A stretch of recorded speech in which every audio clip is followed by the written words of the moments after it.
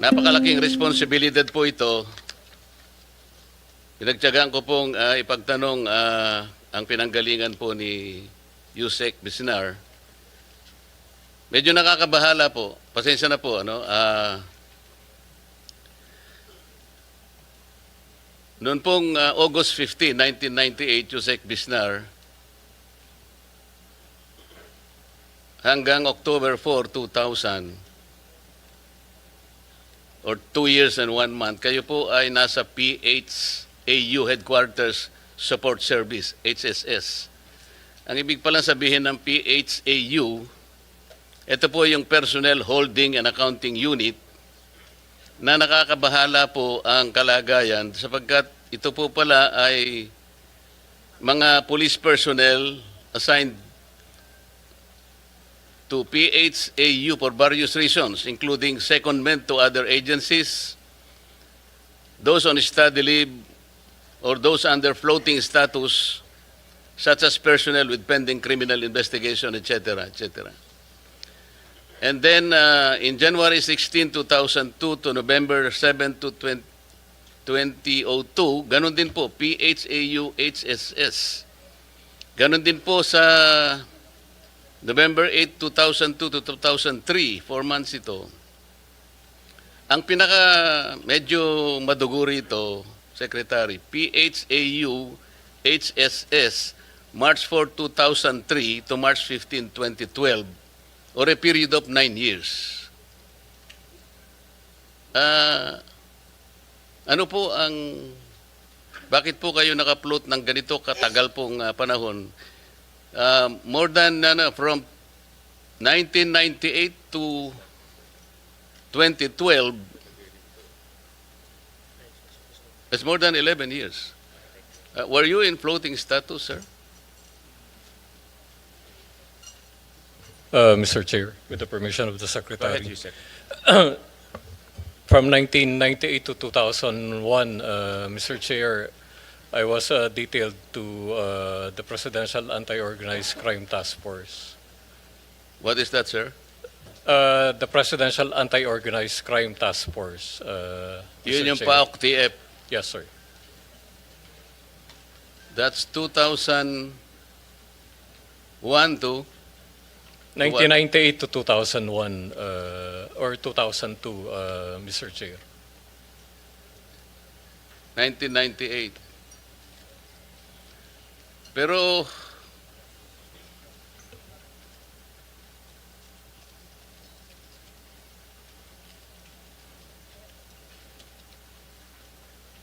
nagkaroon po kayo ng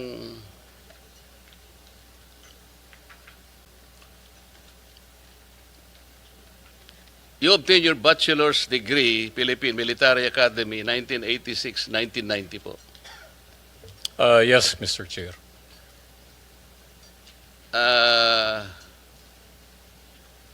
Meron kayong Doctor of Veterinary Medicine, University of the Philippines, Los Baños, 1986 to 1985 to 86. I attended the Did you finish the this? program. Apparently, parang hindi nyo naman nakumpleto. Tama? It's only for 1 year, 1 year. Mr. Chair. And then, meron kayong associate degree in nursing in Houston Community College System in the United States. Yes, Mr. Chair. Did you complete this? Yes, Mr. Chair. And then, meron kayong Master in Management, Philippine Christian University, 2014. Nakompleto nyo ito. Yes, Mr. Chair. Did you complete it? Yes, Mr. Chair. I'm not sure of the exact- Masteral degree, you completed it in 1 year? It's a master's program offered by the PCU, Mr. Chair. So it's not a degree, it's a program. Nakasulat po kasi sa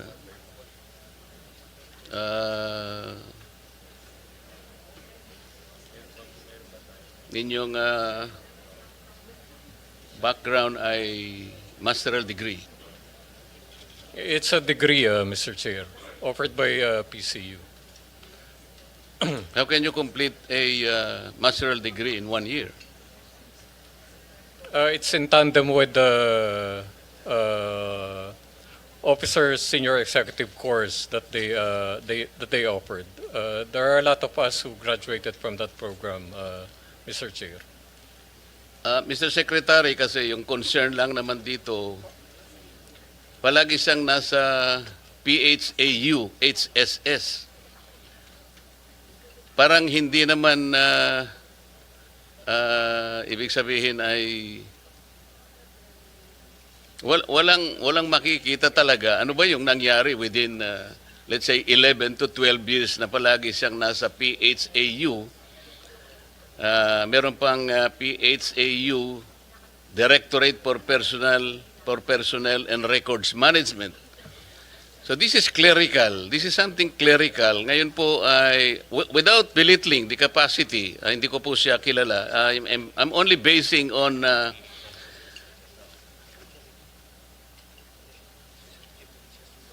kasi po noong 2003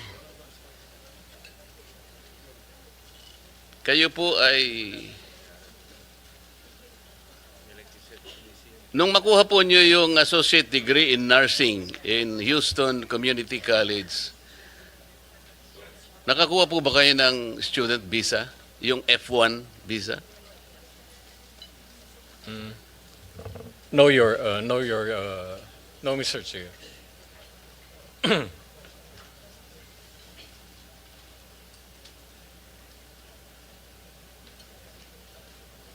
Naging immigrant kayo?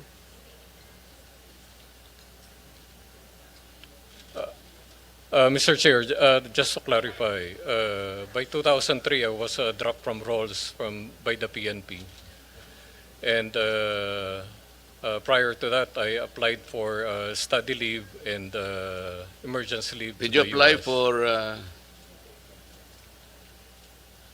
citizenship or did you become immigrant? I did not apply for citizenship. Pero naging Mr. Chair. immigrant kayo? Yes, sir, Your Honor. But citizenship is a requirement for PNP members under Republic Act 6975. You know that, sir. Yes, Your Honor. So kung wala po kayong F1 visa, paano kayo nakapag-aral sa Houston University Community College? When I was already dropped from roles by the PNP in 2003, sir, that's the only time that I applied, Your Honor. Or immigrant status? Yes, Your Honor. So, Mr. Secretary, kaya ko lang po tinatanong to, hindi po kasi malinaw ano po yung nangyari kay Usec kasi PHAU parang meron siyang negative impression na floating status, parang may nakagawa siya ng kasalanan. Dito po kasi doon po nung 2003 Usec, meron po kasing report na you were dropped from the rolls and then it was instead modified to 30-day suspension. Sabi niyo, you were dropped from the rolls. It was eventually modified, Your Honor. What is this hurling profanities at CIDG officers in April 2022? Meron po kasing report na ganito. May I be clarified, Your Honor? According to the limited information available online, then Police Major General Bisnar parked his vehicle in the CIDG National Capital Region Field Unit compound and confronted the guard on duty, claiming the compound gate encroached on the pedestrian lane. Mga ganon. Do you recall that? Yes, Your Honor.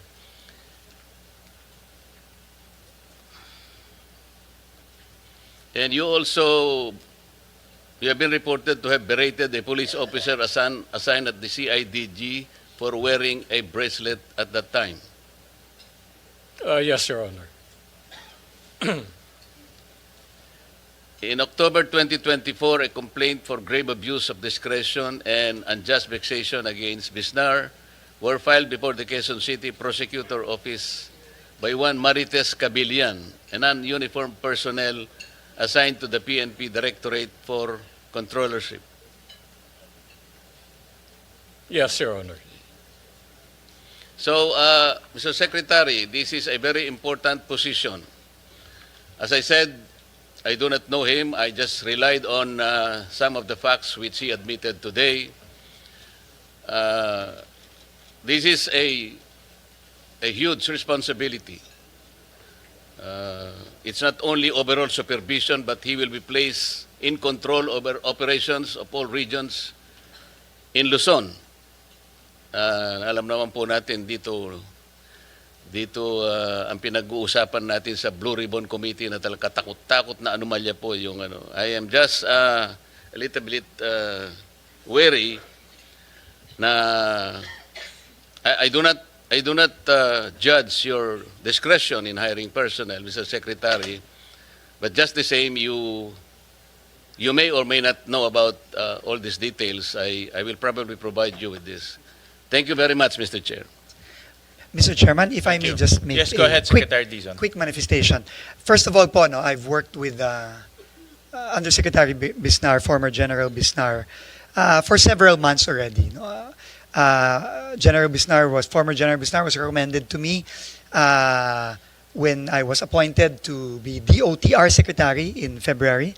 And since then, we have worked together very closely. No? As he was head of the Office of Transportation Security, our OTS, and together we were able to really work hand in hand to virtually eliminate the problems of laglagbala and other problems facing our airports. No?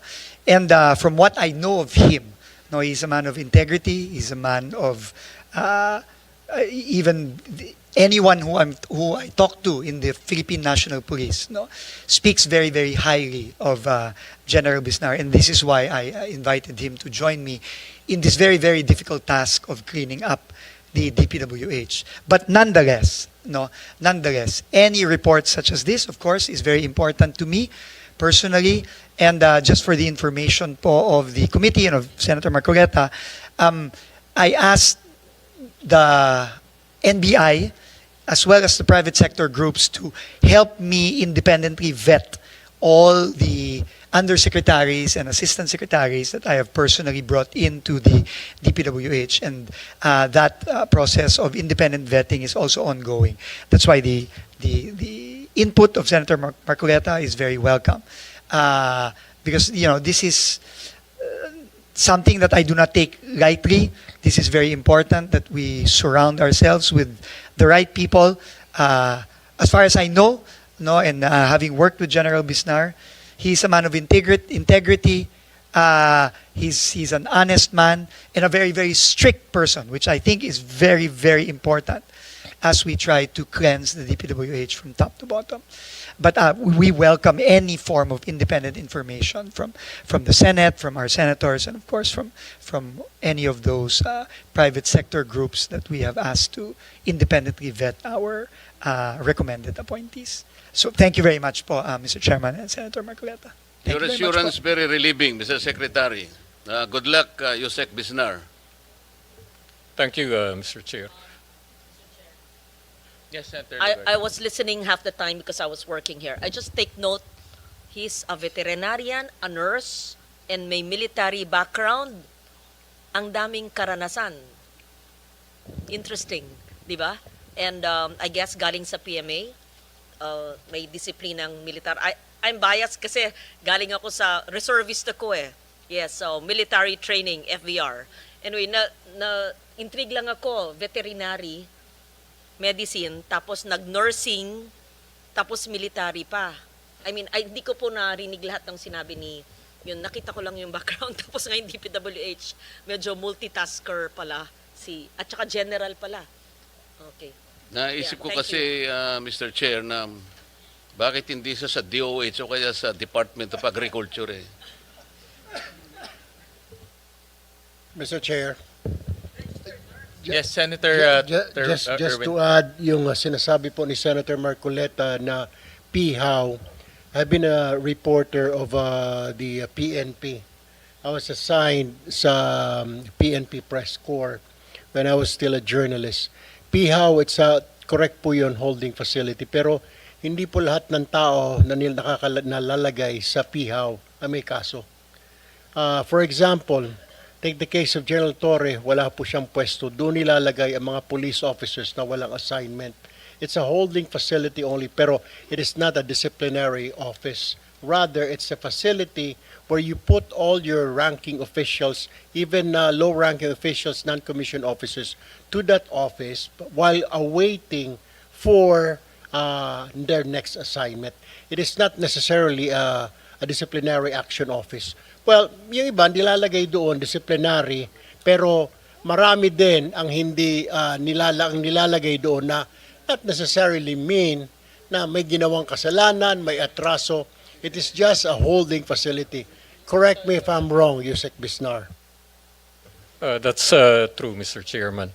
And to give a little context to the complaints that were mentioned, yung mga yun po ay nangyari during at the height of the pandemic, COVID pandemic. I was assigned as the camp commander of Camp Crame. And ako po talaga in-implement ko very strictly yung mga policies and guidelines, especially about pertaining to COVID. And talaga pong maraming nagreklamo against me. Pero ang choice ko po noon is maging lenient pero maraming magkasakit at mamatay, or sundin ko po yung guidance sa Chief PNP at ng task force at that time at makapag-save ng buhay. Thank you, Mr. Chair. Thank you. Thank you, Senator Marcoleta, Senator Erwin Tulfo. Just to go back to those red flags, kaya importante, Secretary, itong detalye, as granular as possible. Importante talagang na-identify natin yung station number, yung length, kasi paglabas ng JA, pag generic siya, talagang aabusuhin to. May temptation na abusuhin. Pwede nga yung sinabi ni Senator Erwin na ayos pa yung kalsada, bakin na. Worst is ghost project. Kasi nga, pwede niya ipakita, tapos na, pero 2 years ago pala natapos na. So, moving forward,